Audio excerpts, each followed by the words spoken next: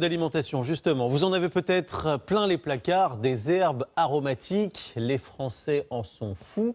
Il y a en gros 3 formes possibles, déshydratées, surgelées ou fraîches naturellement. Nous avons voulu comparer le prix, le goût, la qualité.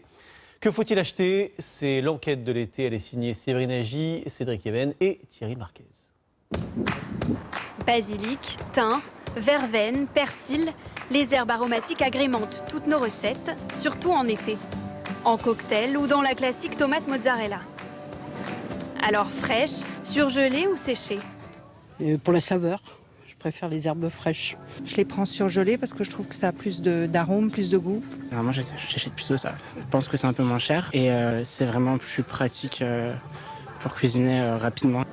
C'est sûr, ces petits flacons d'herbes séchées dépannent. Mais est-ce vraiment moins cher? Prenons l'exemple de la ciboulette. En moyenne, dans un supermarché, la boîte de surgelé coûte 1,80 €. Pour ce pot d'herbes séchées, comptez 1,45 €. Et la grande gagnante, c'est la botte fraîche, 1,10 €, mais elle se conserve moins longtemps. Le frais, ce chef cuisinier ne jure que par ça. Il cultive lui-même ses herbes aromatiques dans son potager urbain. En cuisine, il a goûté pour nous des herbes trouvées en supermarché. Surgelées d'abord. Pour les gens qui n'ont pas de basilic frais, ça reste une très bonne alternative pour un soir en rentrant du travail.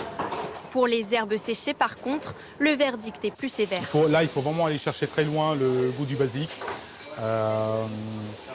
C'est plus la tomate et la mozza qui vous rappellent que c'est du basilic que le produit en lui-même. Pas grand intérêt non plus sur le plan nutritionnel.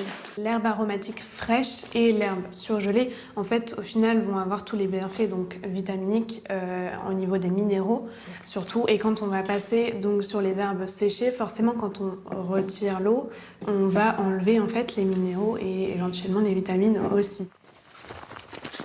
Mais toutes ne sont pas de mauvaises herbes. Tu vois, il y a des jolis pieds là. Ce petit producteur veille à la qualité de ses herbes séchées.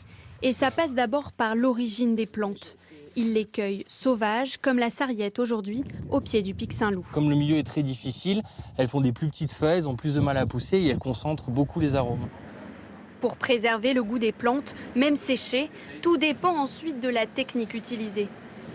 Donc l'intérêt, c'est de stabiliser rapidement, mais pas à haute température, pour bien conserver l'huile essentielle dans les plantes. Cette qualité a un prix, environ 2 fois plus cher qu'un produit provenant des grosses industries. Et là, difficile de connaître l'origine des plantes, bien souvent importées de l'étranger.